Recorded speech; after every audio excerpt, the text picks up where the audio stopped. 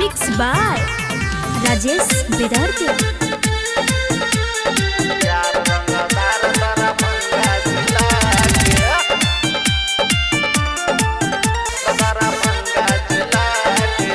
Mix by Rajesh Vidarti. DJ Om Shankar